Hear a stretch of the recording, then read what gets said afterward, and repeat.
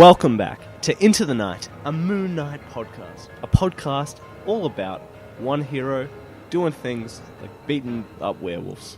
I'm one of your hosts, Connor. And I'm your other host, Ray. And in this episode, we'll be looking with our classic run at The Defenders Volume 1, Issue 50, the final part of Where is Scorpio? Or who is Scorpio? Scorpio Must Die. And for our modern run, we'll be looking at Part 3 of Resurrection War, which is titled Half Shadow. Also with that, we've got a bit of news and, just general chit-chat. So, sit back, relax, and get your Khonshu on. Yes, welcome back to the second episode of 2018. Coming on down, seeing what Moon Knight's all about in the new year. We are, I think, kicking things off pretty well. We've gotten a small news week, but a pretty exciting bit of news nonetheless. And we're in the lead up to the next issue at the end of this month. And then next month kicks off the Damnation event. So we'll have two Mooney current runs to talk about. And I think Black Panther's like a month away as well. It's admittedly all going down, Ray. But before we get to all that, how are you? Yeah, I'm good, Connor. All excited. The second episode, episode 24, I think. Very excited. The second episode of the year. Looking forward to Black Panther. Yeah, that's going to be upon us before we know it. Look, a bit of news here and there, but definitely with Damnation coming just around the corner as well, there should be a lot to talk about. Just been reading a lot of comics. I guess similar to last week, Connor. What would you say would be the pick of the bunch of your pile at the moment? I admittedly haven't quite kept up with my reading this week. So I will just take a quick sec to pull up what I've been reading. No worries. But actually, I'll let you go ahead while I have a quick look. Apologies for that. See what's going on. Yeah, no worries. I haven't finished reading all the stuff as well. I've still got Bloodshot number 5, Connor, which I know that you mentioned last week.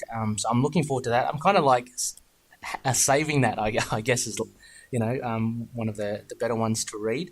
But look, I read Old Man Hawkeye just a week past. I thought that was pretty damn good. And are you planning on getting it, Connor, or I was never that big a fan of the original Old Man Logan series, so how does it sort of compare to that in terms of my enjoyment for it, I suppose? It's pretty cool. Look. I guess it's no real big spoiler, and it's about half a week now. But I'm kind of a little giddy at the fact that spoilers, okay, anyone. But just a bit happy to see Madrox, the Multiple Man, back again. That's a good reason to pick it up. Yeah, he's a bad dude. He's kind of like similar to the Hulk gang. He's turned into a bit of a hillbilly. The original Madrox apparently is missing, so it's a whole gang of his dupes that are running around, causing havoc. So that was pretty fun to read last week. So I think that would be the pick, but I've still got Bloodshot and Daredevil, I think, to read. How about you? Have you picked one out of the bunch yet? We had Jeff Lemire's Royal City last week. That was pretty exciting. Yeah. Exciting's also the right word, but it's also a very somber series at the moment. Looking back at a week before one of the main characters' lives was taken. So it's it's pretty crazy. I've got to get back onto that. It's such a gorgeous book. It's Lemire, drawn and coloured. Yeah, I love his colouring. Actually, his watercolours are really, really good. They add so much to it, and he's got a bit of a simple, stylised way of drawing, but it's very much Lemire, isn't it? Yeah, I actually picked up another one of his books. Trillium is a graphic novel. He put out. I haven't read it yet, so I'm pretty excited to crack into that as well. Okay. Yeah, he's you can't go wrong with him. I'm reading a bit. I'm still reading through his Old Man Logan actually with Sorrentino, because I want to kind of get prepped for Gideon Falls, I think, which one of our loonies out there, Joel, he wrote a review, spoiler-free review, and he posted it up on our Facebook group, and it just sounds really cool. And I love Sorrentino's art. It has a really gritty kind of, I don't know, just almost apocalyptic, and I guess that might be because of Old Man Logan, but yeah, it has this kind of dark feel to it, which, so Lemire's, still kicking it out of the park, I reckon. Yeah, and speaking of Hawkeye too, we had the latest issue last week or the week before. That series is still probably like one of my 2 favorites at Marvel. It's just so much fun. It's such a good arc at the moment. It's so well paced when it comes to action and comedy, and I love it. If anyone's not reading that, it's just cream of the crop. Oh, it is. It's so good. It's really kind of hit its groove, I think, and it's really it's great. I'm always looking forward to reading that as well. It's a shame that it is kind of ending, but I guess the reality is that all, apart from your core books or Marvel books, will kind of have short-ish runs. But, they'll also be replaced with a lot of good new titles coming out as well. I think there was also the talk of Ahmed doing Exiles that was released earlier this week. Oh, yes. That will be a ripper of a book as well. There were other ones as well. That's just kind of Domino. Yeah, Domino by Gail Simone. That will be that's be something I'll be looking forward to as well. I don't believe they've released the artist for that yet, but so I mean there are really some good titles or interesting titles coming out of Marvel. Yeah, the new Runaways as well actually is absolutely crazy good. Yeah, I had to drop that. Unfortunately, again, the same deal with Marvel. I know. There's the same deal with Marvel though. Is like they release so many titles out there. You just can't. I think have them all, and I think it is good to just kind of maybe focus on the ones that you do really want. But there are always a whole handful of them that you kind of go, oh, I would love to, that kind of fall in that middle ground of being really good books that you want to collect, but being the tough choice to kind of let go of when you do your regular culls, I guess. Yeah, it is hard to keep up, and I think everyone's talked a lot about just sort of the general output of comics at the moment. Hopefully seeing that wind down for the new year, but yeah, I think regardless, there's plenty of quality titles to pick up, even if...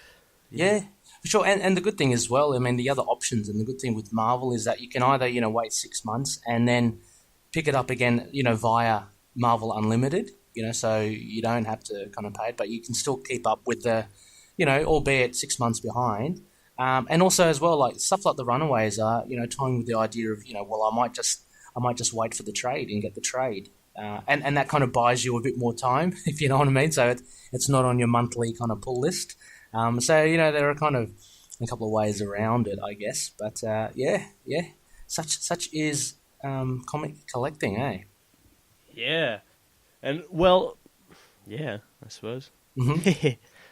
But I mean, it's still a pretty great time. Like I said at the start, I'm just so flippin' excited for Damnation next month. I think things are really heating up well as we're starting 2018. I think it's going to be a good year, not just for comics, but for Moon Knight. Yeah. And movies as well. We've got so much happening with that. All the TV shows. I know I've heard great things about all the TV shows coming out. Runaways, Agents of S.H.I.E.L.D.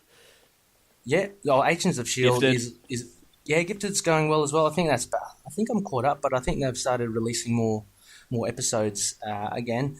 Agents of S.H.I.E.L.D. is still my fave. They had episode 6, which was directed by Clark Gregg, aka Phil Coulson, and that was a fun show. That was really good. That's going really well, and being in outer space and in the future, it's just a whole heap of fun.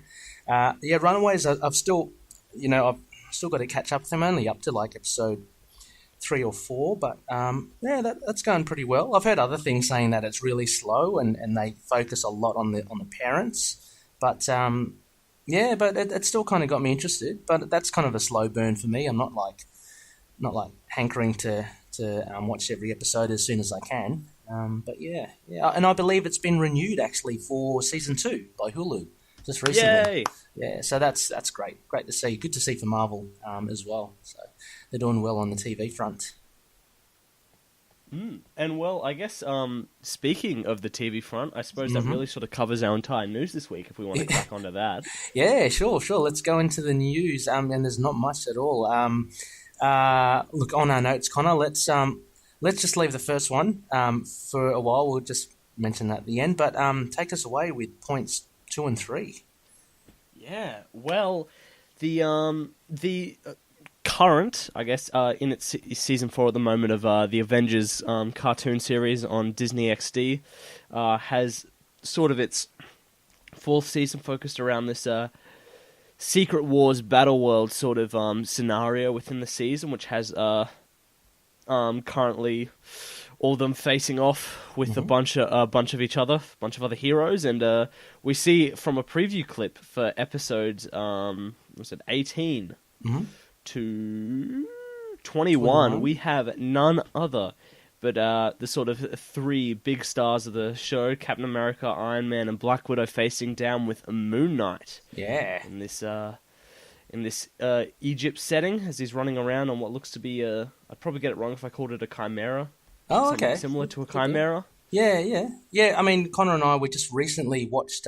It's on Marvel.com. If you have a look, and we'll put the link in our notes. But if you follow the links, there's a short, just about a minute long preview of I guess one of these episodes that Connor mentioned, 18 to 21, and it shows our Moon Knight on top of I guess it's a Chimera. He doesn't say much, Connor, which is a bit disappointing, as you mentioned.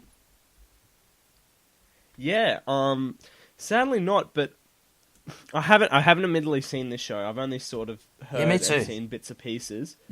But what I can gather from this clip and what I've heard, the voice actors they've gotten for all the other casts have been pretty stellar. So I'm excited to see a really good voice actor come and hit Moon Knight up, and we'd probably see a bit more of a let's say faithful adaptation than the Ultimate Spider-Man one.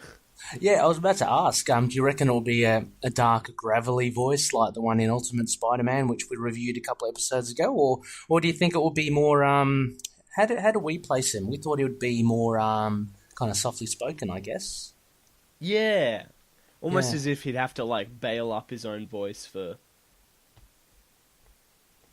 Yeah. Like while he's in the costume. Mm-hmm. Yeah, and also in this preview, we see Iron Man, which great voicing. It sounds very similar to Robert Downey Jr. And Captain America and Black Widow. And like yourself, Connor, I haven't really been following this animated series. I actually watched the first season. I think before it was the Earth's Mightiest Heroes. I think before it went on to Disney. Yeah, it was really good. I think it catered for both adults and kids, which is a hard thing to do. And then I kind of saw, I think once it went onto Disney XD, it kind of got a bit more, I guess, a bit more diluted for my taste. A bit more children orientated. So I kind of dropped it a bit. But this Secret Wars looks pretty good. And if it's got Moon Knight there, I'll be at least watching 4 of these episodes. Yeah, so it appears all these episodes are dropping at the same time on, apparently today over in America at time of recording.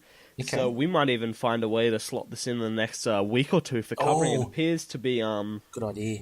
He at least makes his first appearance in episode 17. Okay. And then I guess we'll have to check in the next episodes whether he's in them and whether... I don't know where I was going with that weather, but regardless, we will definitely be covering that on the show. I am ridiculously excited to see who they've got for him. Yeah, no doubt. I reckon that's a great idea. It didn't occur to me until you mentioned it, Connor. It'd be great. It'd be right for reviewing. So the fact that they've been dropped all today, so that's because this podcast will come out a bit later, but it will be Sunday the 14th of January. It will drop. And let's get it in there somehow, Connor. It's good to have a bit of variety on the show, and we've only done the one TV show, which was pretty fun, I thought. So yeah, let's see more animated Mooney.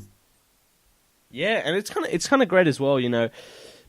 This is his second animated appearance. Things are once again ramping up with sort of his appearances in comics and TV shows. Maybe we are hitting the year of the Moon Knight. We might just see him popping up more and more places. This is nothing but a good sign. Even the smallest of appearances make it known to us and make it known to Marvel that we want this character on screen. And for sure. With announcements of the Disney streaming service this year as well. Who knows what we'll be hearing about Moon Knight in whatever way. Well, actually, just further to that, Connor, I reckon since we're only in the second episode now as well, and look, can you imagine 2018 if something's announced? How about we do maybe a couple of predictions or something, and so let's make a call now, and let's see at the end of the year if it comes true. I guess number one, Connor, do you think at least there'll be an announcement? What's your take on an announcement for Moon Knight, a live-action series? I'm not feeling series, I'm feeling appearance. Ooh. I will put out my prediction for just an appearance in either an upcoming show or a Netflix show. That would be just as juicy, I reckon. Can you imagine all the loonies out there? And we're watching, I don't know, season 2 of Luke Cage. And, and you see either, as we always mention, a Jake Lockley, or you see a Spectacle somewhere. That would be pretty cool. Okay. That's Connor's, that's your prediction, I guess. We'll log that away. We'll come back in about 12 months. I reckon. Okay, I'll go the other route, and I'll say there will be an announcement for Moon Knight this year. I'd say by November. We'll get it. We won't get it till late, so I'm giving myself 10 months to get this prediction right. But yeah, I reckon before the end of the year, we'll hear some movement with an actual series. Yeah. Yeah, and I think as well, for comics will be, I doubt Damnation will be the last time he appears in another comic this year. I feel like he may just become a regular appearance in. I'll make it a prediction. He'll become a regular appearance in something like a later Kate's Doctor Strange arc. Oh yeah. Or we may even, I'm predicting another series, Yes. possibly like a team up mini at the end of the year that's going to involve him, sort of like Spirits of Vengeance or Occupy Avengers that he will appear in. Okay. Oh, how about and then a number 3 prediction, and again added to that, Connor, prediction of Midnight Suns getting off the ground this year. I don't know. That might be pretty hard because I don't know how far ahead Marvel project themselves, but why not? I'll predict this year we'll hopefully get at least an announcement for Midnight Suns. Then how's that then? So at least we'll get some confirmation because look, the momentum is there. Greg Smallwood is on the case. Donny Cates seems pretty keen on the idea. Depends on how Damnation goes, and it depends on all the other events that Marvel have lined up already. Albeit they had announced that they won't do any big events. If Damnation kicks off, predict we might get a Midnight Suns announcement this year. Lock it in, Eddie. I definitely agree. I think Damnation's picking up speed for the entire sort of street level supernatural world, and I think Bemis has made sure Moon Knight has kept a hot property and such a sort of innovating and changing property for people to use. It just seems like he's really sort of being vied up for more appearances this year. So that's sort of my big, prediction. Yeah, I mean, it's kind of the stars are kind of aligning. It seems to me. I mean, like Donny Cates, he's starting to be the writer up on the rise. He's starting to get a lot of positive feedback about his writing, and he's relatively new as well. So, and people have said as well that Marvel's kind of earmarking him as the next Golden Boy, which is a good or bad thing. You know, they might just stock him up full of projects and kind of burn him out. But he is touted as the next one to look out for at Marvel. So that's kind of working in his favour. There's been generally a consistent buzz, I think, at least on the social media platforms for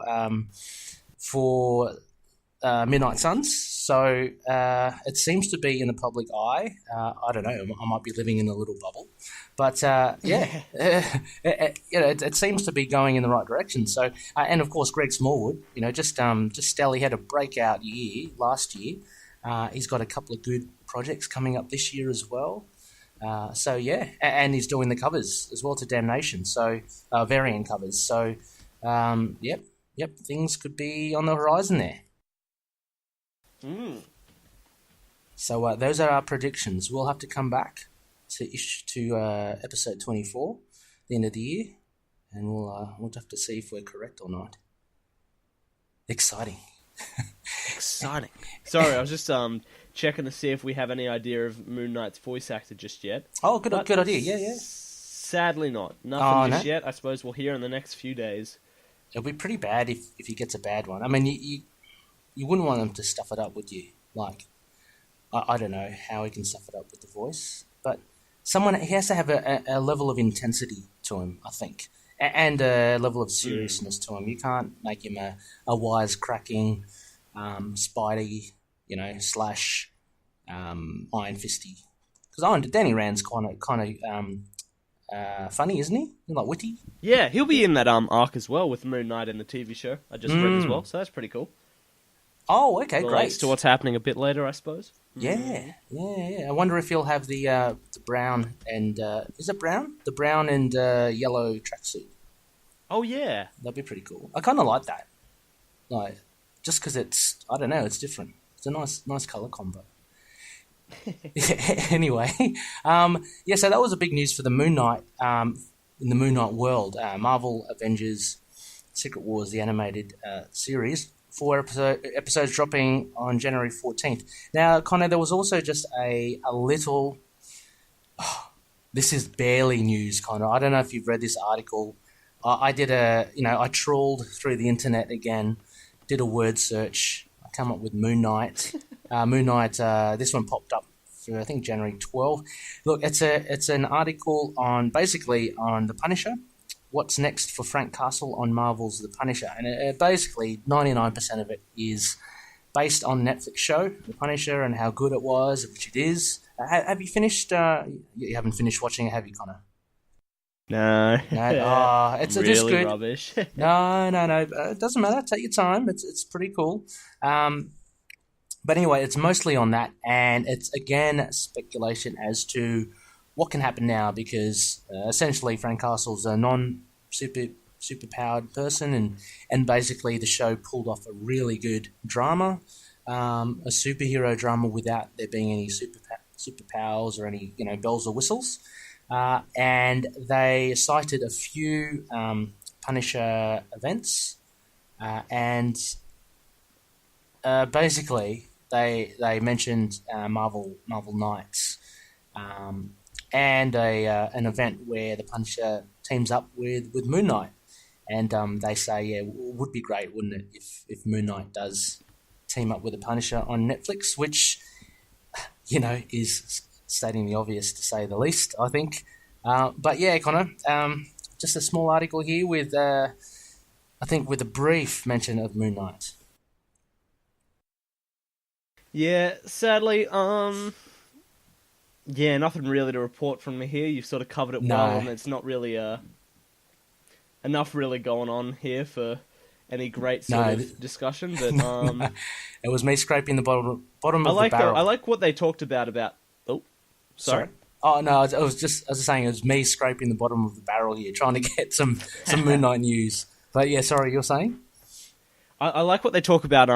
Punisher heading into like the war zone. They made mention of. I suppose that would be a pretty great place to introduce Moon Knight in the midst of an all out street war zone. Yeah, I think that would be great. There are many ways that you can actually tie Frank's past, I guess, to Moon Knight, as we've discussed in previous episodes, and the waiting for the release of the Punisher with his military background.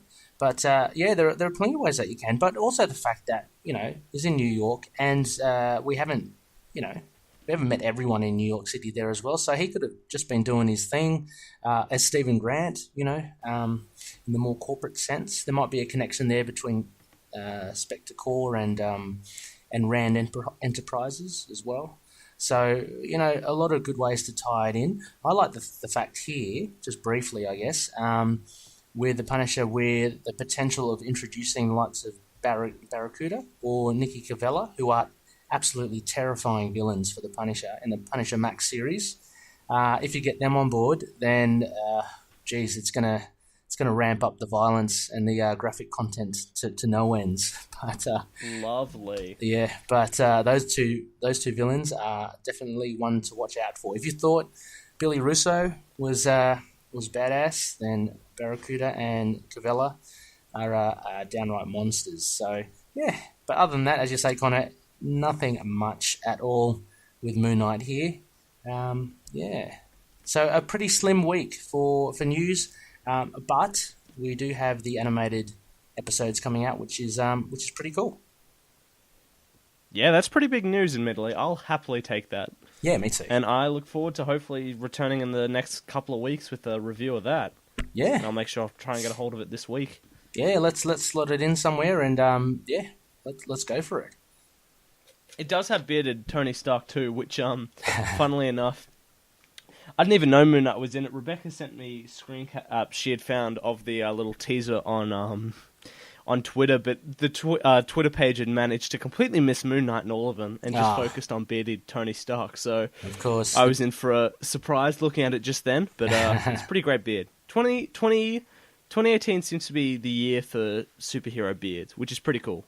Yeah, I suppose even Jake Lockley and Mark are taking it pretty gruff with their stubble in the latest series as well. So you know what? 2018, year of the beards. Full beard, Moon Knight, end of the year. Well, 2017 had a lot of beards as well. I remember we discussed, you had your Punisher, John Bernthal. He had his hippie look.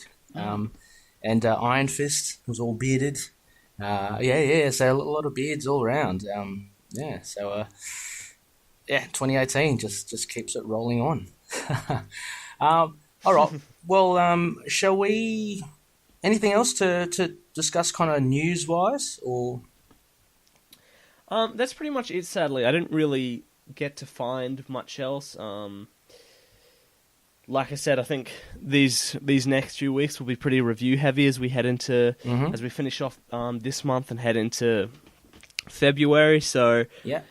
Outside of probably more previews and hints for issues and Damnation to come, we probably will be pretty quiet, but who knows, we've been shocked before, but that's it for this week, sadly. Yeah, that's it for this week. By the way, Connor, as well, speaking of reviews, have you dropped any reviews lately? I didn't last week, but I've got 2 lined up this week, and usually if you over at Big Comic page on Twitter, they'll usually post up when I put a little fantastic review out. I've got a weird Twitter handle with Diddles MVP. Oh, yeah, get in there, Loonies. Check it out. It should be good. Okay. Well, I'll check that out as well. Have a read. Cool. Well, shall we now go over the moon?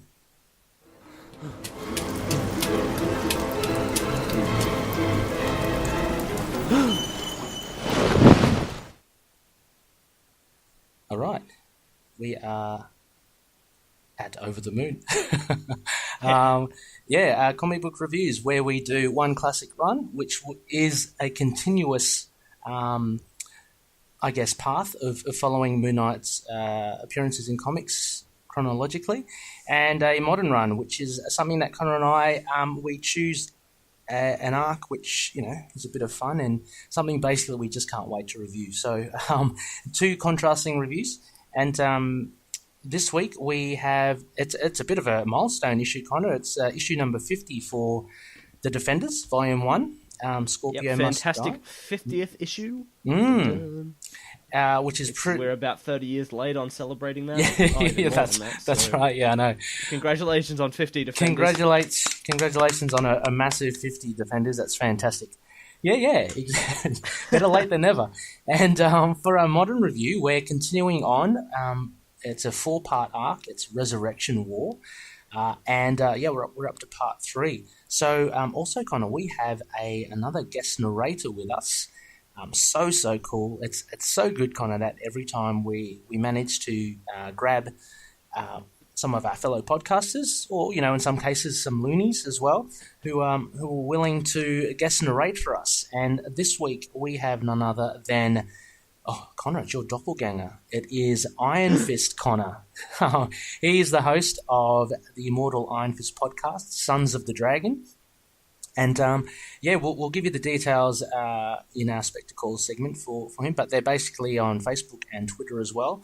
And they have an awesome podcast, which I've been listening to for a while. And our fellow High Priestess, Rebecca, also hosts that show as well from time to time.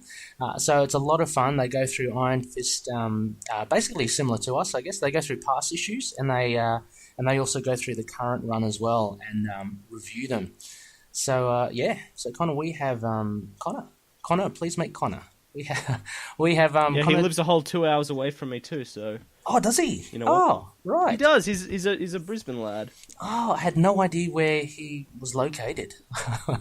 I thought for some reason I thought he was. leaked his address. No. Please attack him. Or fangirl around him.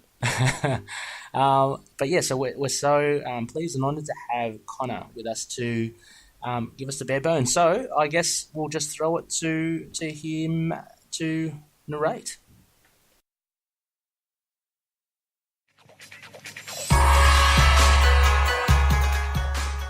Hello Loonies, my name is Connor McKenna, the host, or one of the hosts from the Immortal, keyword being Immortal, Iron Fist Podcast. And I'm here today to narrate these few issues for you guys, so hopefully you enjoy my lovely voice. Defenders Volume 1, Issue 50, Scorpio Must Die. Released August 1977. Writer David Kraft. Artist Keith Giffen with inks by Keith Giffen, Mark Royer, John Tartaglione, and Dave Cockrum. Colours Don Warfield. Letters Gaspar Saladino and John Costanza. Editor the one and only Archie Goodwin.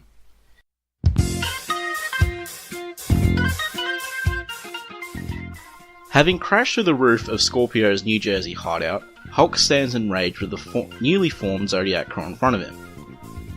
Already angered at having to chase Moon Knight, Valkyrie, and Hellcat across New York, as seen in the previous issue, and recognising Scorpio from a previous tussle, the Hulk is ready to smash anything and everyone in his way.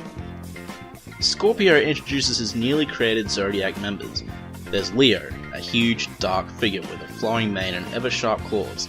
Sagittarius, a nimble archer. Aquarius, a laid-back yet deadly opponent with a water cannon.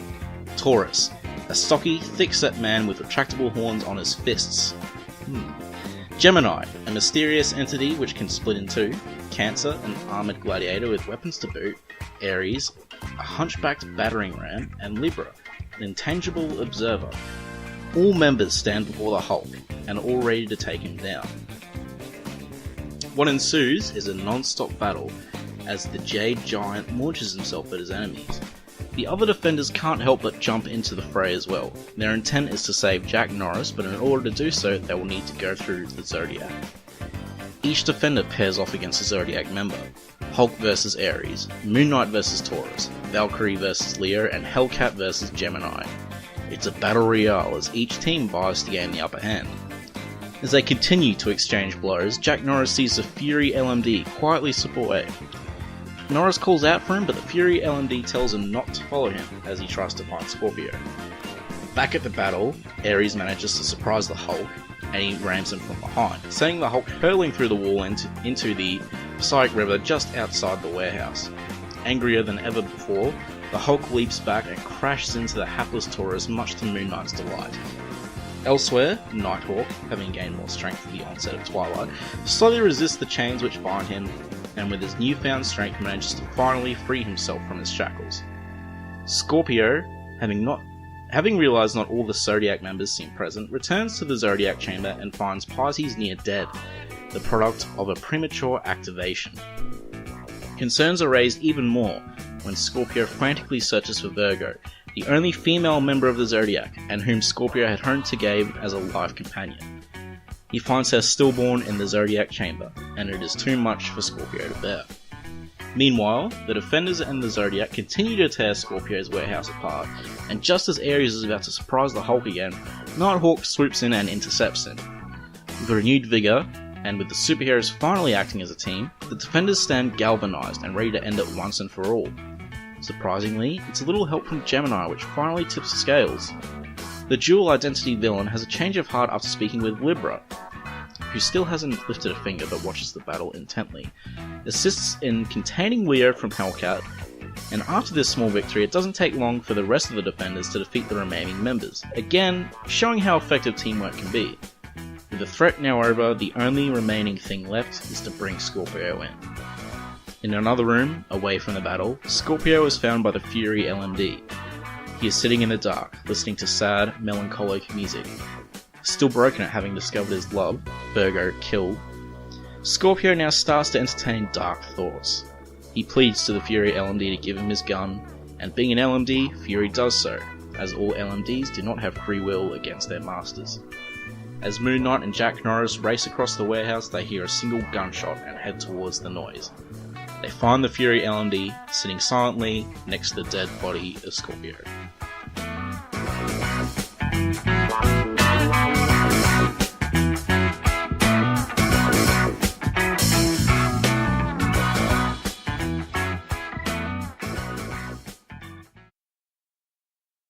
Yes, thank you, Connor, from the Immortal Iron Fist Podcast, Sons of the Dragons, narrating Defenders issue 50. Thank you so much, Connor.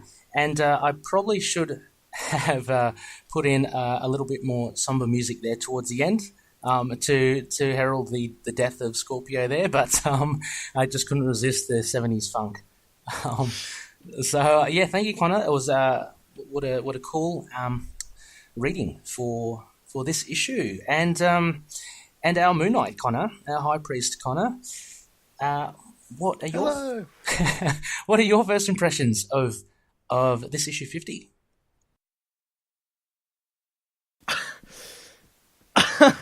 This was it had some good action, but it was fair to say rather anticlimactic and fairly worthless as a story. I have to admit, I'm not sitting on the positive side of the fence of this one. This was a messy issue in just about every way, with an ending that would have been sadder if held with more gravitas and the weight the rest of the series holds. Mm-hmm. Yeah. Look, I agree with you about the I guess the beats and all and the ending. But I actually, in contrast, I really enjoyed this. I thought it was just a lot of silly fun.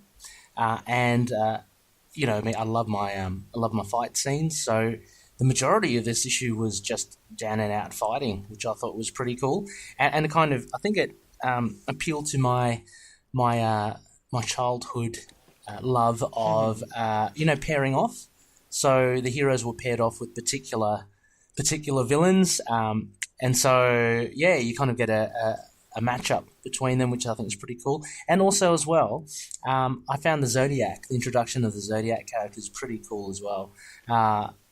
You can actually connect it as a reader with yourself, because each of them are a star sign. Which actually, kind of, what star sign are you? I'm Libra.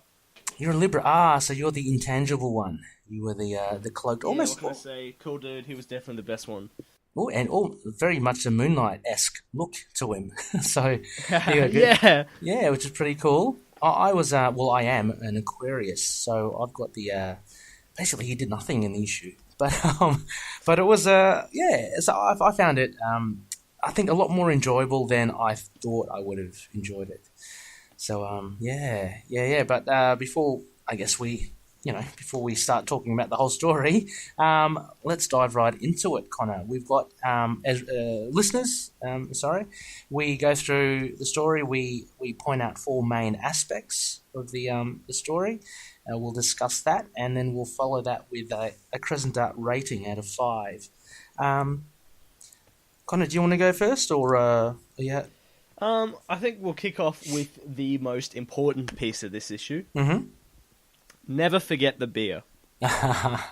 Yes. Whether it be Fury bringing LMD Fury bringing Scorpio a beer in his final moments to calm his nerves, or I forget which ones are the star signs hanging around doing nothing, drinking beer. Yeah, that was Aquarius. Yeah, all here.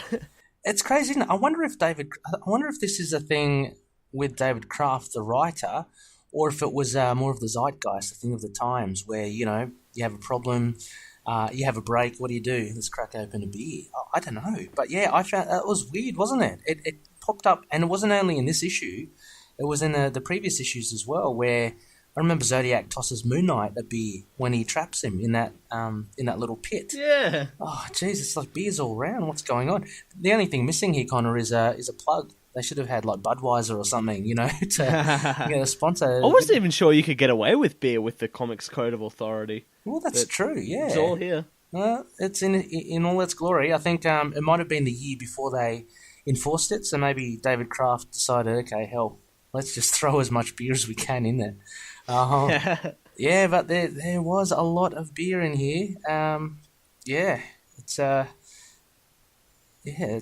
Knight didn't have any. It's but nothing like having a beer before you top yourself as well, which is unfortunately I shouldn't be joking about that, but I mean, as you say, Connor, as well, there was a bit of an unevenness in the writing here, and a lot of it I think is because it is a 1977 comic.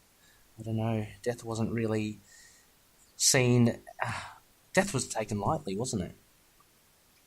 Yeah, and I suppose that even was a thing of the Comics Code of Authority. You can't really show it, or you didn't have the sort of handle on it you could before. So it really did have to be a sort of a skimp in the ocean. Yeah, I mean, anyway, it definitely is a comic of its time. But yeah, so the beer was everywhere. Look, one of my aspects was basically, and you see it from the very first page, we get to see the Hulk in action, and we got a bit of it last issue with the Hulk taking on the Defenders and Moon Knight as they try and kind of coax him towards the warehouse. But I found here this was the payoff to me, Connor. I think this is where, and this is why I think I like the issue. It kind of teased that the Hulk is ready to fight, and at the last page of issue 49, we get him facing the Zodiac, and then we get a mountain of action here, right? So it opens up with Hulk's angry face, and you've got to hand it to the artist, Keith Giffen. There's a lot of detail, actually, in the fight. You see him crashing through the machinery and the walls and taking on, who was it, Taurus and Cancer and Aries, and there's just like debris just everywhere. But yeah, the Hulk rips into them, and it's not long before the Defenders rip into them as well. So they all try to fight off these new characters, the Zodiac characters, all the while trying to find Jack Norris. But what did you think of the action, Connor? Actually, I was you got to my best part about the Hulk. I think the writer, whose name I forget. Oh, David Kraft. He's definitely sort of given a David Kraft. Yep. Definitely sort of gives a nice sort of comedic tone for everyone, which sort of works with Hulk in this crazy setting. His speech style and his stupidness was you're right, was a really quite fun part of this. And I agree that it's definitely where the art sort of picked up the most. Sometimes it could be messy. Keith Giffen hadn't developed the style you'd see later in like Justice League or whatever, but seeing all the destruction happen and these big spreads of pulling the roof down and all that, and all the rubble were pretty great. They were easily the best parts here. Well, I think maybe I'm assuming they may have, because it's a big 50th issue, they may have given them more time. I don't know. For me, it seems like Keith Giffen's art here is a lot more detailed than it was in previous issues. So I think, the detail, definitely. Yeah, so there was a real concerted effort, I think, this is a big milestone issue.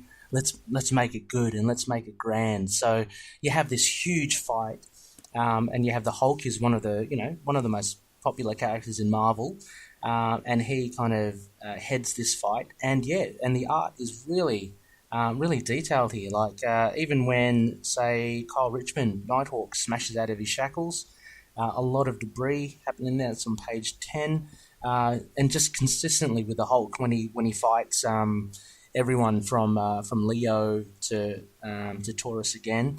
I do like the little. There's a little funny thing here with Taurus, and he's got the weirdest thing. Connor from Iron Fist, the Iron Fist podcast, he gave a little. A little wink to it when he narrated about Taurus and having the horns on his wrists. A very strange design for a character, but he's almost the butt of the jokes here, Connor, because I think if you read the comic, he consistently gets beaten up, and every time he kind of finally regathers, his balance or comes to his senses, he gets beaten up again. So I like the little humorous touch there from David Kraft, using him as a bit of a punching bag. But I also like as well there's a little bit of a rivalry here between the Hulk and Ares, like the hunchback goat, who gets the better of the Hulk first and manages to ram him and send him flying into the river. But the Hulk, will never be beaten, so he jumps back up and he tries to take on Ares again. There's a lot of nice little things happening with the fights, and I guess because there are so many characters, you can do that. Although you do miss out on a lot of other characters, like you hardly see, Hellcat, and Aquarius ends up not doing anything. So maybe a little too many characters. Yeah, and I suppose that'll actually lead on to my next point, which I was talking about the Defenders, the cool team, and I suppose I want to cover the Zodiac as well. Mm-hmm. I think we see at the end of the book there's like a little preview for the next issue, and there's just so many characters on the Defenders lining up the page. But I think this core team of having like 5 really sort of worked here. Mm-hmm.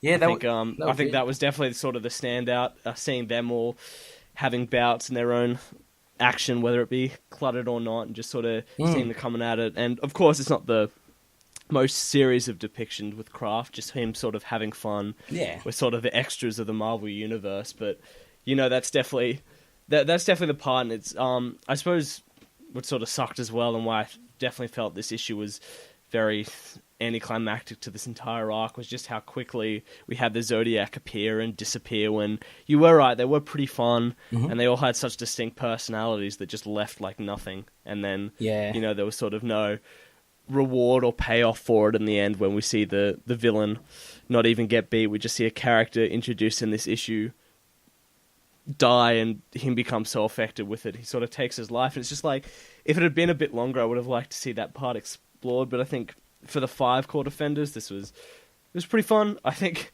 I find the line where Moon Knight's like, I'm a temporary agent, but if I was to join any team, it'd be this one. I know. Whoa. I know. It's pretty fun. It's a pretty funny way to be thinking. Cute. Yeah. I like it. I like this team of 5 with the cool double page spread in the rubble once again. Yep. Giffen sort of giving everything he's got to drawing the characters and their outfits. Oh, yeah, absolutely. This is that double page spread that you're talking about. I've been staring at while you were making the point about the Defenders. It is really good. Hats off to Giffen for drawing it. It's great. And yeah, there's 5. They work well together. And Moon Knight's comment, it's such a kind of, I don't know, like a juvenile comment, but it would. You think Kraft writes that because it would kind of connect with a lot of the younger readers as well. Like, yeah, it'd be cool to be on a superhero team, and kind of we use Moon Knight as our avatar, kind of, so to speak. But the Defenders are great, and they do have a massive cast. I loved I love the original Defenders as well, Connor. They were so powerful. Like, was it Hulk, Doctor Strange, Silver Surfer, Namor, Submariner? Have you read any of those Defenders stories? No, not really. I've only read a lot later Defenders, like post 2000s, what became of the team then, sort of thing. Yeah, I mean, of course, now as well with the greater exposure of Netflix, we have the Defenders iteration of Daredevil, Iron Fist, Luke Cage, and Jessica Jones. So they definitely have come a long way from from your Silver Surfers and your Doctor Strangers through to your Nighthawks and even your temporary Moon Knight in there. But yeah, they're a pretty cool team, and they're a nice. I think they're a nice foil to the more grandiose Avengers. They have a pretty cool roster too. Yeah, and I just kind of loved how I do always like sort of bring them up as the extras here, but I do love that as that sort of a team, just getting to do whatever you want, just because you have such a wide pool that aren't the Avengers, the main book. It's a nice little draw.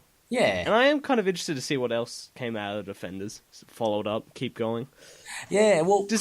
Sorry? You go on? I was about to say, yeah, I'm pretty keen to see, because I saw the Epic Collections. They've released the Defenders Epic Collections, but that was the original team. I've got I'm pretty... I don't know, I do like Namor the Submariner as a character, so I'd be pretty keen to see the older version of the Defenders, I think. But sorry, but you were about to say? I was going. Does Moon Knight stay with this team after this? I don't think so. No, I think that's it. I think he kind of comes in and he just flutters away.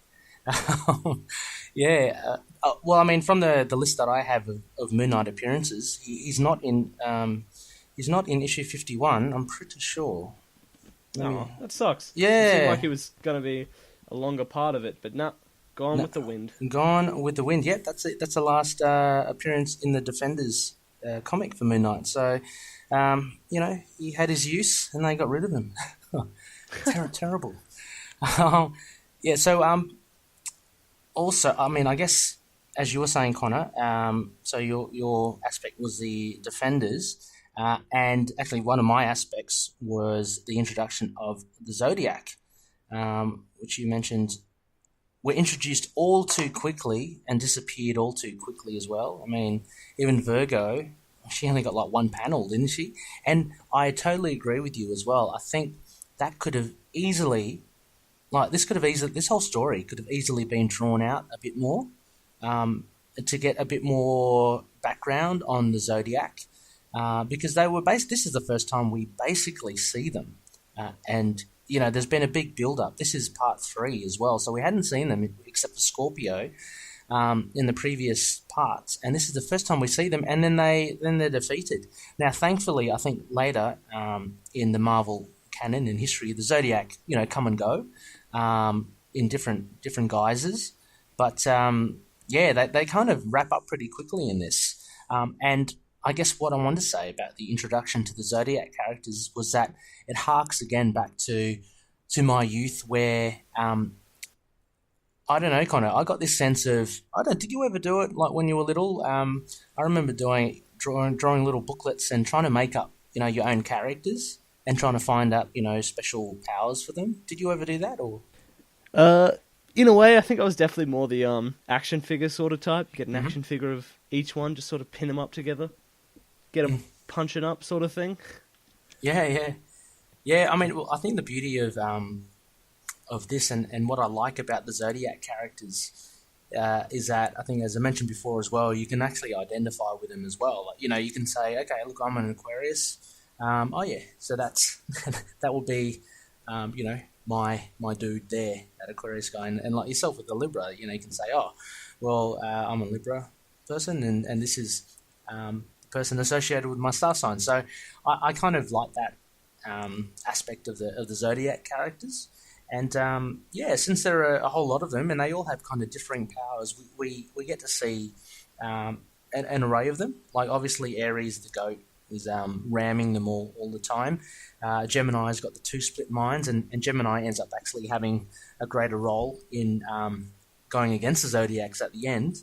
You got your Leo, which is more of a Wolverine type character. So yeah, I think the Zodiac characters are pretty cool. A pretty cool aspect of this issue. Yeah. Yeah, I like it. Yeah, I just definitely want to sort of push that point again. If I wish they were here longer, because I did love all their personalities. They're real sort of hyperbolic and just sort of the one character trait pushed to the max so quickly in this issue. But it was really just a whole lot of fun to see.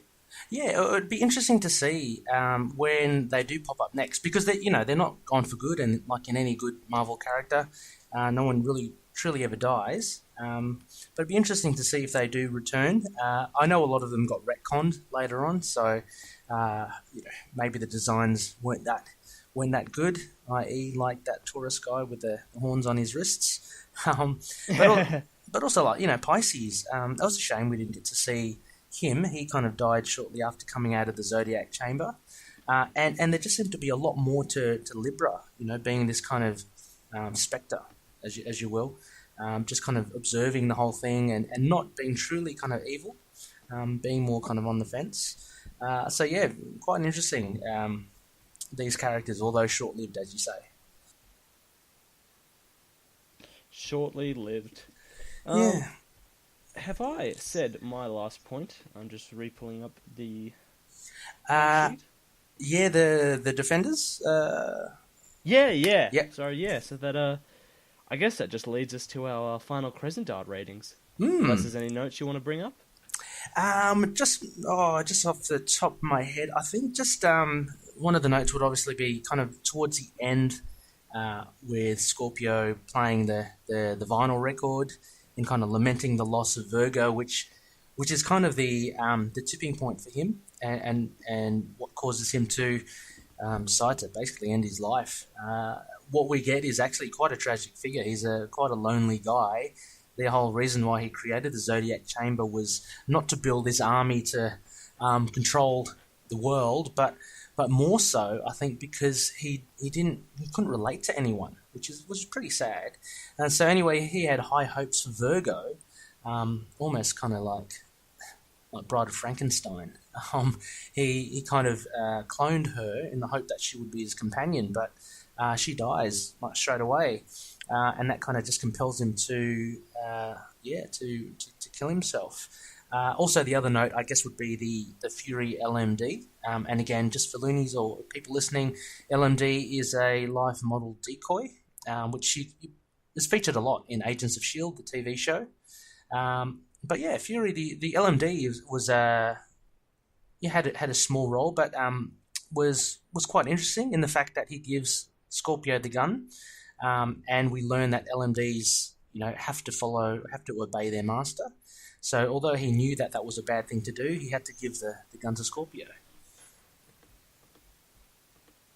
Yeah, that's another character I wonder how he turned out after this. Yeah. I'm just checking whether David Kraft stuck with this series, actually. Whether he actually got a chance to... Yeah, to flesh it. Continue on, or... To flesh anything out.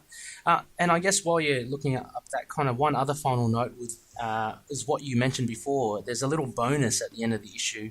It's the Defenders Long Island Hangout. And this is just a bit of fun. It's a isometric kind of view of, I guess, their headquarters. So it has also kind of like an informal lineup of all the Defenders that have ever been, I guess. It includes Howard the Duck as well, which is pretty funny. But it has a isometric view, I guess, of the gadgetry guide. So it goes through their living quarters. It even shows where the grazing pastures and riding trails are. Just a bit of fun, I guess, for the readers at the end there, Connor. Yeah, I agree, and that's what made me wonder whether we'd see Moon Knight pop up again, because he is included there, and you see a full roster of this crazy, massive Defenders team. Yeah, that is true. I always love when they include these little back bits of what makes the single issues worth collecting, even now. Yeah, you don't get much of it now, do you? But this is a little fun, isn't it? I do like it. I always like the to a different degree, I guess. The Punisher War Journals, they actually had a lot of information on firearms and stuff, which was interesting. I'm not like a I don't know, what do you call them, a bullet head. I'm not totally into guns, but it's just interesting, just how detailed they get. So they are a bit of fun. I don't see them much these days, but I hope they do reintroduce them in some capacity. Yeah. So actually, having said all that, all the notes. Oh yeah, Connor, did you manage to find out what you were looking for? Yes, I did. He did stick with the series, at least for issue 51, and at least continued on after, but that storyline very much ended next issue. Moon Knight is actually in the next issue. They basically just say goodbye to him. Oh, okay. And then he disappears. Oh, okay. So maybe not big enough to warrant. Yeah. Apparently in the issue it reveals how Moon Knight reveals to Nighthawk how he escapes Scorpio's water death trap. Oh, that would have been interesting, because they never actually did explain that. So yeah. And actually the really interesting thing is that they also say they also kick it to the Nick Fury LMD, who next appears in the Secret Avengers run by Ed Brubaker that had Moon Knight in it in 2010. Ah, yes. Cool. That's really interesting. I really want to go back and check that out now. Yeah, that's a good tie. Two together. Yeah, that's a good tie. Should we then look at issue 51, Connor? What do you reckon? Or we'll check it out after the pod, and maybe just have like a quick note about what happened in it. Maybe. Okay. Because I mean, if we are to really chronicle the path of Moon Knight's appearances throughout Marvel, I guess at least we have to, flag that he did. He was in issue 51, which is that's pretty. Yeah, cool. Let's do it. Okay, let's do it. But I guess we should go to the Crescent Art ratings, Connor. All right. Take it away, Ray. I'll let you start off this time. Okay. Well, like I said, I actually enjoyed this because it was a bit of fun, bit of popcorn fun. I did like the fighting, and I like the introduction of the characters at least. Look, from a story point of view, it was. There wasn't much to it, basically. There was just a whole lot of fighting and Zodiac.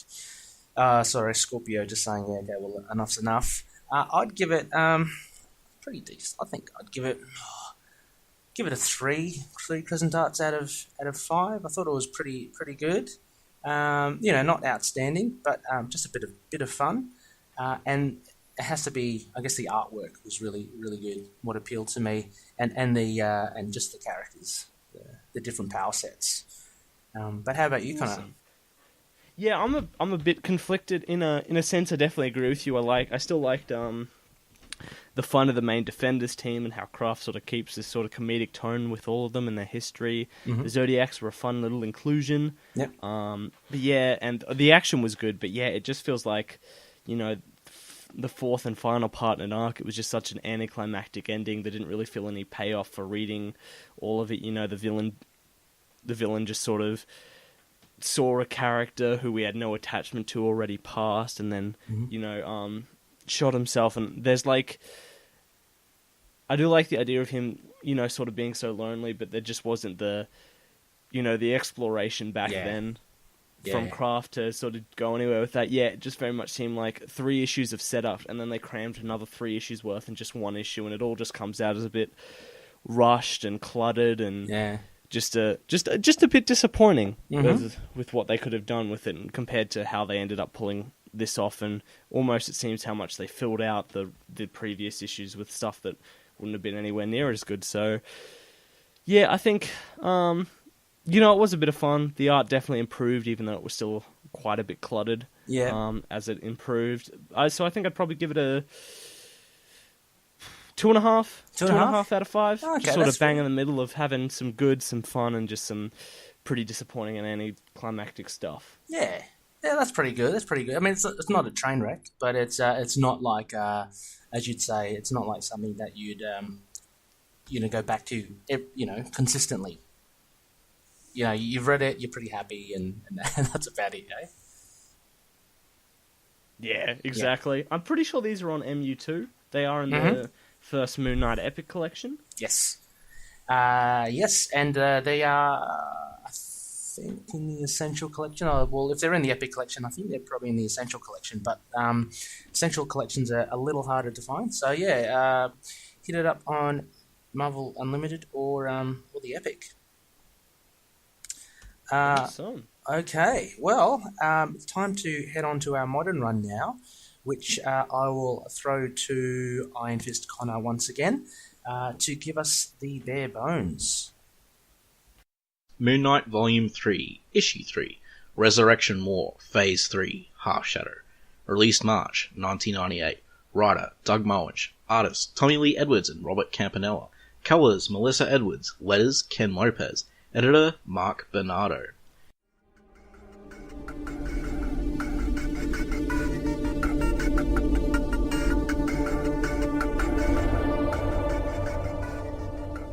Moon Knight is still taken aback at having faced Black Spectre and hearing Black Spectre's words echo that of his dream. Moon Knight tries to get answers from him, but is unsuccessful as the hulking Black Spectre continues to spout nonsense. Moon Knight tells him of his dream, but the villain does not believe it, and slowly but surely he gains the upper hand against the rattled Moon Knight. A blow to the back of the head, an uppercut, and finally a king hit from his mace is enough to floor Moon Knight and leave him groggy.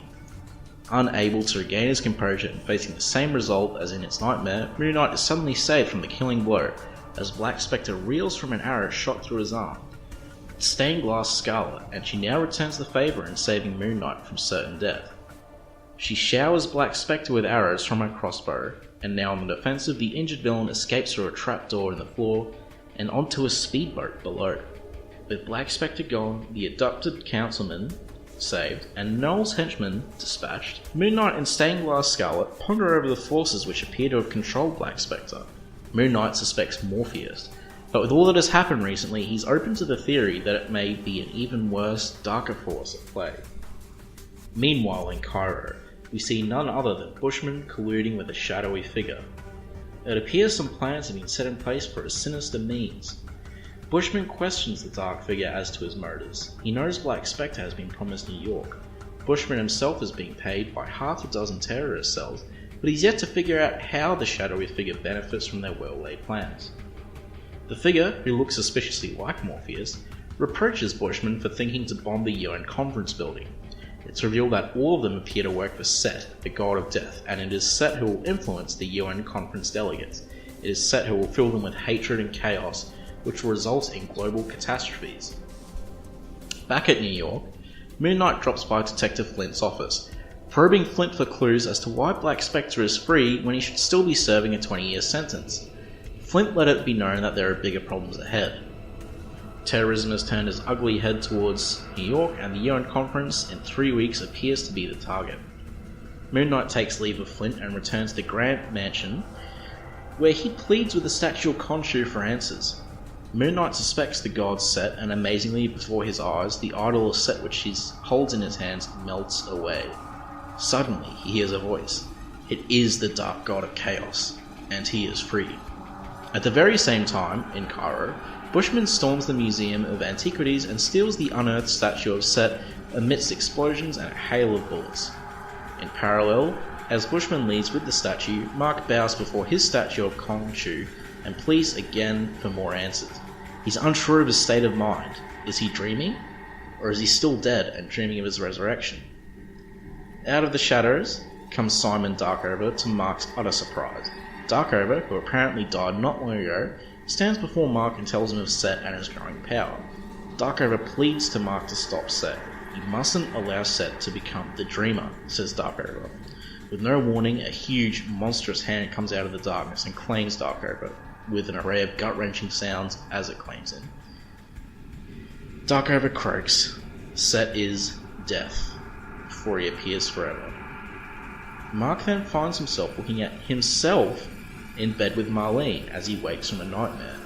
Back from the dream realm, Mark is convinced Morpheus is at play as he finds the idol of Set now back intact, much how like the statue of Khonshu previously exploded and appeared back whole upon Mark's resurrection. Marlene heads to Ravencroft Asylum where she requests to see Morpheus. The hapless ward points her to him in an empty cell. He is still under Morpheus's illusion, but not so Marlene. With Morpheus on the loose now confirmed, Marlene and Moon Knight search for answers. Black Spectre has disappeared, and Moon Knight's dreams have stopped. The lovers contemplate whether Morpheus is serving Set, or if indeed the gods such as Set or Khonshu even exist. Perhaps they are constructs of man, and it is man who gives the gods power. Finally, in Cairo, Bushman and Morpheus confer over the upcoming plan to attack the UN conference. Morpheus has made contact with Black Spectre and has been notified that Moon Knight is back. Bushman is confident that the three of them, Bushman, Morpheus, and Black Spectre, are more than a match for the lone White Knight. Morpheus cares not of Moon Knight. He's more invested in the ancient war between dark and light. Morpheus believes them all pawns to Set and Khonshu. Black Spectre's lust for power and Bushman's greed for money have bound their souls to Set. Similarly, Moon Knight is a pawn to the god Khonshu, and that of light and order. Morpheus truly believes they are all controlled by these higher powers, and soon all the pawns will face off in a final battle, the ancient war, which lies just ahead.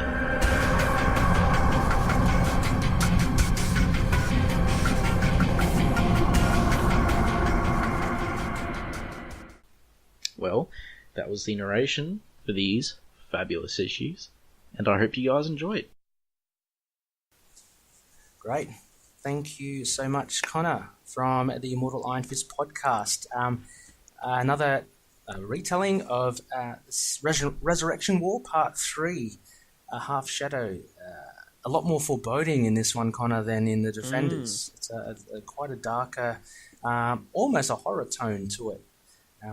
But once again, overall impressions. What did you make of this one, Part 3?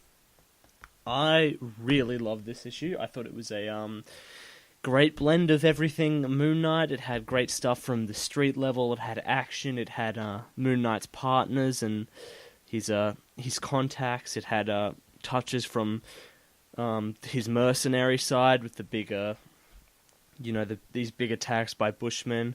We had more plans. We had bigger setup for Set, and it's all coming down to one bigger final issue. So, yeah, all in all, I really did enjoy this issue. Yeah, I'm totally on board with you on this one as well. I found this the strongest, I think, of the 3 issues so far that we've read of Resurrection War. Things are starting to come together, and I think I was concerned. I mentioned last episode about how the pace of this was coming along and being a 4-parter. This kind of really filled in a lot of gaps and really got things moving. So very, very impressed with this. We get the reveal of the 3 villains, which is really good. We get a bit more of an idea of what they want to do now. But also we still get that lingering kind of Set presence, which is still not totally clear as to if it's actually real or not, which is what I really love about this. And also, we get a bit of philosophizing, I guess, about men and gods. So overall, very impressive issue. I agree. So would you like to open up your first aspect then? Yeah, okay. Well, the first aspect, which was first kind of alluded to, as Connor mentioned in the narration, as a shadowy figure, it is none other than Morpheus. So the third of Moon Knight's rogues is revealed. We've previously seen Black Spectre and Bushman, and now Morpheus. We see he is actually the guy behind what seems to be behind these evil plans. And I think it's great to see Morpheus back. I mean, he's such a powerful and interesting character as well. And also, we see him, he's the one most invested in Set and believing in this dark god, right? But what I really like, as in the Blur, is that, he just escaped Ravencroft Asylum. So he's not, 100% there as well. So as a reader, you don't know, if he really is under the influence of Set, or if it's just him, being a bit cray-cray. But I do love seeing Morpheus here. Connor, did you pick him like in the first couple of pages? Or? Yeah, I did. Yeah. I was like, I know who's coming. They definitely sort of set him up to be out and about, but it's such a different take for Morpheus too. It's sort of the same way. The last time we saw him, his plans were purely set on Mark Spector. Now he's trying to be alongside the god that will destroy the whole world. So it was certainly a leap before you had to pick up on that it was now Morpheus taking charge. And it's such a change from him as well, because I think when we did see him originally in the early run in the 80s or the 70s even, I think the extent of his crime was stealing a bank. Was stealing money from a bank, and he had the bag of cash with him. His plans here are a lot more grand now, and he's the one directing Bushman, of all people, and Black Spectre, two villains who in their own right are leaders in themselves. So he's kind of stepped up to the plate a bit. So he has definitely an ominous kind of vibe to him.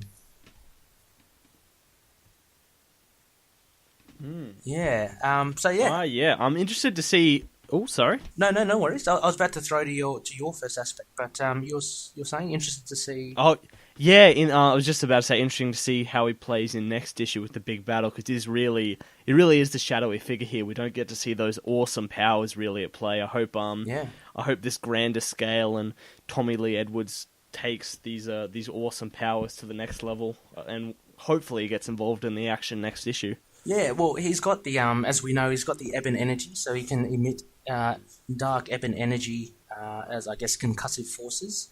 But he also has that power of illusion as well, which I think he's made sense that he's used upon Bushman and Black Spectre. He's actually the most powerful of the three of them. So it kind of makes sense that he's leading them, but he has influenced them, and who knows, I think he's used his powers of illusion on them to kind of... I guess to frighten them to submission in a way, which I'd imagine is a hard thing to do for someone like Bushman and Black Spectre. So, I love how how Munch has elevated Morpheus to this bigger and badder character than what we first saw of him. 100%. So I suppose with that, actually, you brought up a point. Well, a point before about sort of. Set and sort of this the setup and this faith, and I suppose that's a big part of this issue, is that all these villains are so assured and so controlled by Set that it's really Mark who seems so unsure of Khonshu's presence, and it's really kind of interesting. This is sort of a shorter aspect to bring up on, but just when looking at Mark Spector in this issue, even in a dreamlike state or possibly alive, he's questioning it all the time, and even when Khonshu speaks to him, he's still so unsure of Khonshu's presence and the reality he's living, and it just sort of, it's such a great setup for that final issue, because nowadays in like our current runs we really see Khonshu's presence, but back then this is sort of the most we've seen of Khonshu as a being, and it really sort of sets up this final part, not only as like a climax to the action, but also as a climax to Khonshu's faith, whether we see that Moon Knight really does accept Khonshu, or whether that changes as well for the next High Strangers miniseries. So I'm really excited to see how that plays out. Yeah, I mean, good point. I do love that contrast as well about how Morpheus is so set in his faith of Set, in contrast to the good guy Mark, not having much faith in Khonshu. But we do see Khonshu respond to Mark, which makes it a little bit more believable that there is a Khonshu there, because Mark was worried, whether he did actually exist or not. But also, I love that conversation with Marlene towards the end, where they do wonder about whether Mark has created Khonshu, and giving Khonshu, he empowers this idea of Khonshu. I just found that really cool, and I was discussing that with Tommy, Man on the Streets, in the group, and he mentions rightly so that it was also written into American Gods by Neil Gaiman, which set the tone for it. A very good novel, and has since been turned into a comic book series and a TV series. So it's I found that just quite interesting. There's a good touch there by Munch to put that in. Sure. So what about your next aspect? The next big aspect I thought was the plot reveal, and that was basically, so what Morpheus, Bushman, and Black Spectre are heading towards is they want to target the UN conference, and this is kind of confirmed by when Moon Knight meets Detective Flint, and he says that he believes that there's a terrorist act that's going to happen at the UN conference, but it's not going to be a bombing of what Bushman wanted. It's not going to be terrorism on that level, but it's going to be more of a Set's influence and how the Dark God's going to, I guess, cause global chaos. A very abstract kind of way to inflict terrorism, but an interesting one as well. I thought that was a pretty good reveal. A little tropey, the UN conference, all the great leaders, and as a big target. But I guess it's an obvious one, Connor. Yeah, this was sort of what I was talking about incorporating every part. You're right. I would agree it's a bit tropey, just sort of what's the most obvious sort of way to get this aspect of Set's war across. Yeah. Although it does fit, but it does. I just sort of love, it's really sort of bringing Bushman back to his mercenary roots, and therefore Mark as well. Hopefully, in the next issue, we sort of see Moj pull part from everywhere. So we start at the start with Black Spectre and that sort of fight there, and with the whole sort of street level corruption, and then with Khonshu with the mystical element, and Bushman with the mercenary element. It was just so cool and so terrifying to see Bushman play off as well. You do see him pull off this massive attack on the museum. Yeah, was it? Yeah, the Museum of Antiquities. Yeah, that was a great really touch. That was a great touch. Yeah, Bushman to see him. That's what he does best, isn't it? Yeah, and it really made you sort of fear Bushman again, and in your other point, it was also great as well, because therefore you still see that that's all the strings pulled by Morpheus, and then it really sets up this massive conflict in the final issue, which is just what I keep pulling at, what's so great about this issue, but just seeing that awesome power once again of a man who's really just a strong guy with sharp teeth. Yeah.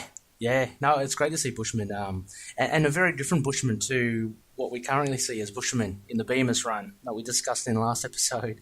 But this is more of the Bushman I think that I'm more used to as well. I mean, nothing wrong with change, but he's a scary character, and Morpheus is made even more scary by the fact that he can actually rein Bushman in, and it's him calling the shots. Like you said, it's seeing Bushman in action as he raids the Museum of Antiquities to get the statue of Set.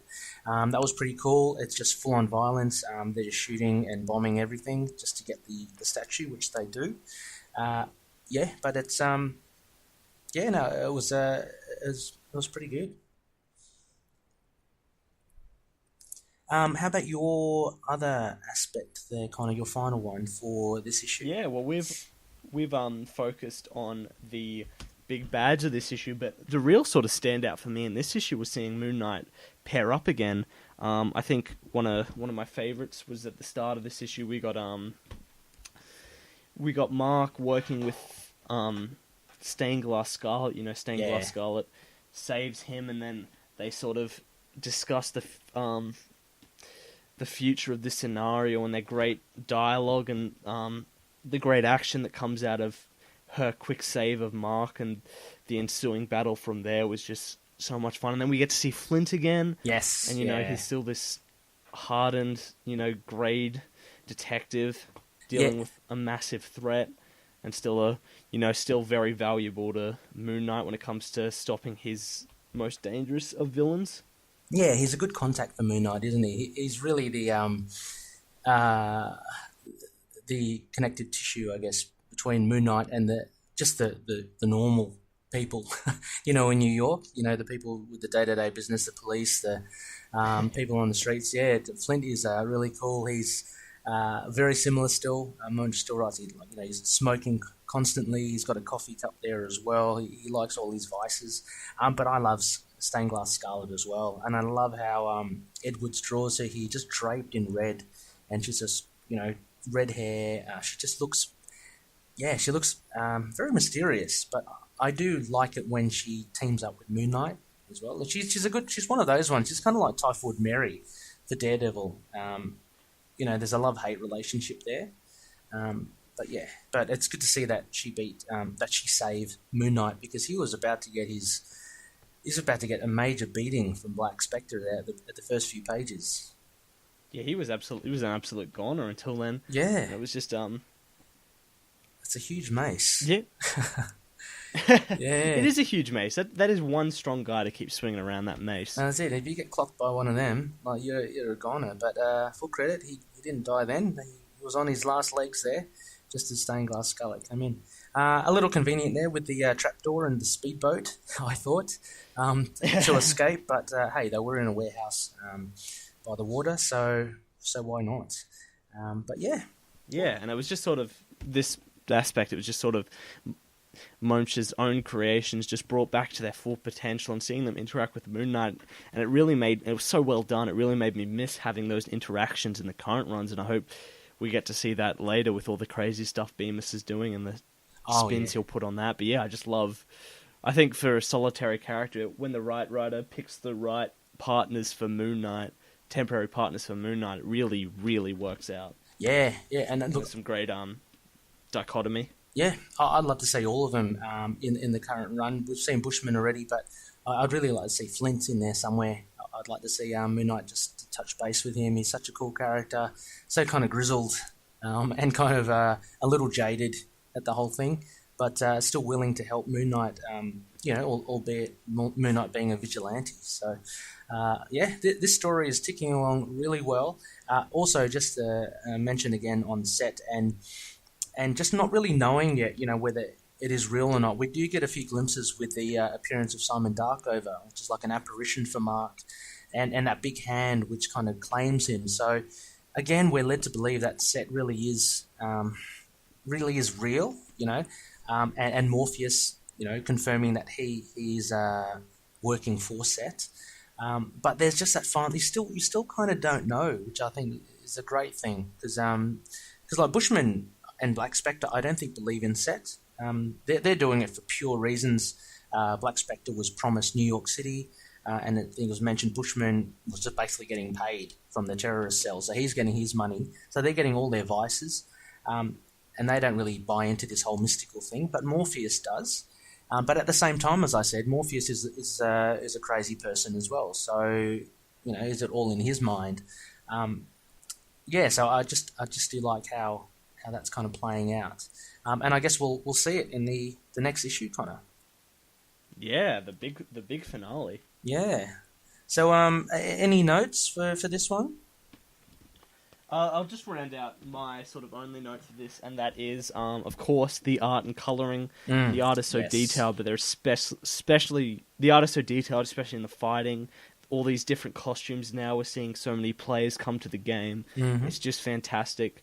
And his level of architecture as well was pretty great, which brings me to the colouring as well. Oh. There's some amazing shots, especially any sort of larger scale shot that shows the outside, whether it's the city or the museum being attacked. The colours that are brought to life with the lighting, the shadows, the fire, the different colours of people and cars, and just the atmosphere that gives off, especially with that focus of colour and shadow. It's just an absolute delight. I've said it before, even if this run, wasn't well written, it's 100% worth picking up just for this art. Oh, yeah, for sure. And I think I've mentioned it before as well. I'm not sure. The colour really, it's up there on that level of standing out, the same as the way Christian Ward's colours for like the current Black Bolt is really, really, you really do take notice of it. I just love this art by Tommy Lee Edwards and Melissa Edwards' colours. So I'd gladly just pick up anything of theirs.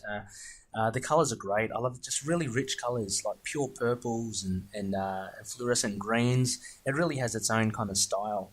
Like you said, the fight scenes are good, but also the use of black and shadowing, I think, is really good from them. So very nice to look at indeed.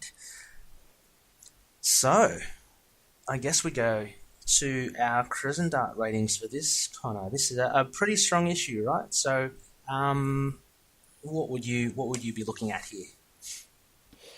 I thought this issue was fantastic. It set up the massive conflict in the final one with Morpheus, with the fate of Faith and Khonshu and Set and all these characters. I love the art and the colours.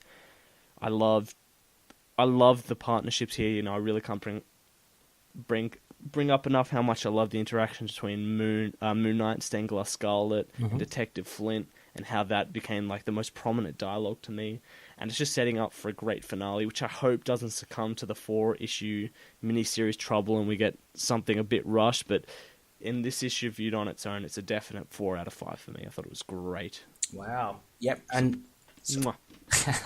yeah, and similar to you, I'm on board. I'd give it a 4 as well. I think it's 4 for me is a pretty high standard there, and it meant that I pretty much enjoyed it.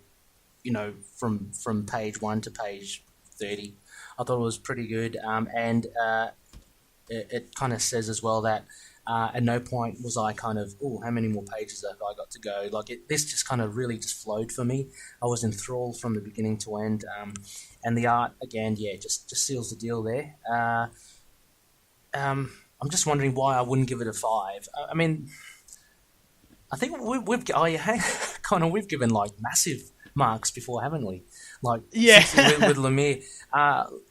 Look, I'd still keep it a 4. It's still really good. Monch is great with it as well. I don't know. Yeah, I'm just putting it up against Lemire, and some of Lemire's greatest issues are still kind of take the cake. So yeah, happy with 4, I think. Awesome. Yeah, so there you go, Loonies. Those were our 2 reviews for this episode. This one is a bit harder to find, Connor, so I don't believe it's on Marvel Unlimited. I put in a request to Marvel for that. I haven't seen it pop up yet. So hopefully that's on Marvel Unlimited soon, but it's not on there. Otherwise, you're going to have to pick up, I think it in just a singles copy, right? Yeah. Yeah, it's pretty hard there. I have no idea even Yeah, I don't know. I don't think it was even released in trade. So, so you might have to hunt around for this links, but it's definitely worth checking out if you can grab a copy for yourself.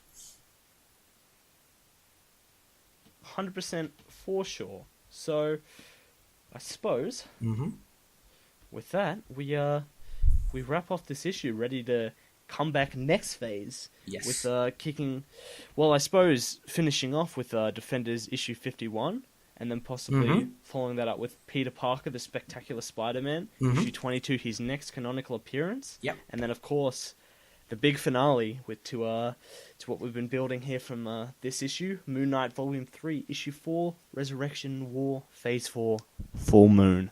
Yep. Yeah, that's good. Yeah, I'm not sure. Yeah, Connor, I think we should definitely cover issue 51. But we'll see. It might be like a briefer review of that, I guess, because if it's only, I know we'll have to have a look at the issue and see if it's only a couple of pages that Moon Knight's in before he kind of takes off. We'll see how we go. But those 3 we'll be looking at.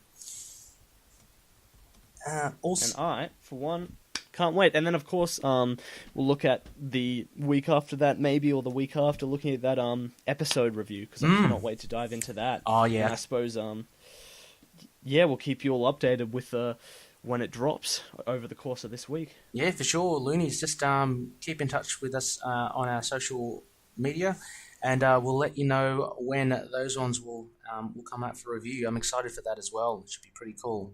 I'd just like to also make for our Spectacle, our shout-outs. Again, a big thank you to Connor McKenna from the Immortal Iron Fist Podcast, Sons of the Dragon.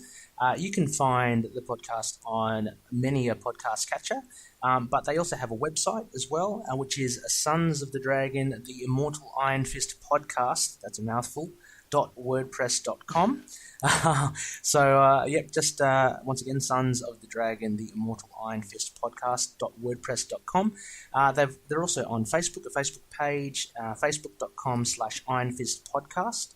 and they're also on Twitter, which is easily enough at Iron Fist Podcast. So please do check out their podcast. It's really cool. Iron Fist is one of my favourite characters as well, and they do a great job, Connor.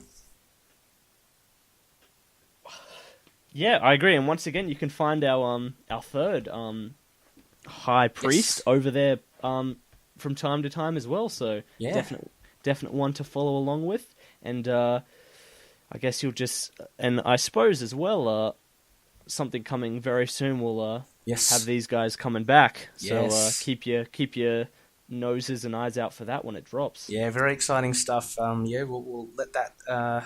We'll release that soon enough. But yeah, exciting times ahead, Connor. 100%. And I suppose where, Ray, can they find us? Sure, they can find us on email at moonknightpodcast@gmail.com. We're also on WordPress. Our website and our blogs for all these episodes is in intothenightpodcast.wordpress.com. We're also on Facebook with a page, facebook.com/ITKMoonKnight, and our Facebook group, which is quite active. And we also have a chat room within that group. So that's at facebook.com/groups/intothennight, into the night with a K. We're on Twitter as well at ITKMoonKnight. You can catch, a lot of our blogs there as well as Instagram, Tumblr, and YouTube. So just search for Into the Night, a Moon Knight podcast. We're also on all your good podcast catches. So please listen in and please spread the word. That's it for our episode today, Connor. A pretty full one. But going well for 2018 so far. Yep. We're all in, baby. I hope you will join us again next week. If you're new to the podcast, maybe drop a review and check out the group. Join all the other loonies in discussion, and catch us back sometime next week for more wonderful Moon Knight discussion. And Ray, what do we always say? As we always say, may Khonshu watch over the denizens of the night. See you later. Goodbye. Moon Knight and affiliated characters, stories and events are properties of Marvel Characters Incorporated. Materials used and discussed within the podcast are intended for critique and review purposes only under the fair dealing concept of the current Copyright Act. The views, information or opinions expressed during the podcast are solely those of the individuals involved and do not necessarily represent those of the copyright owners.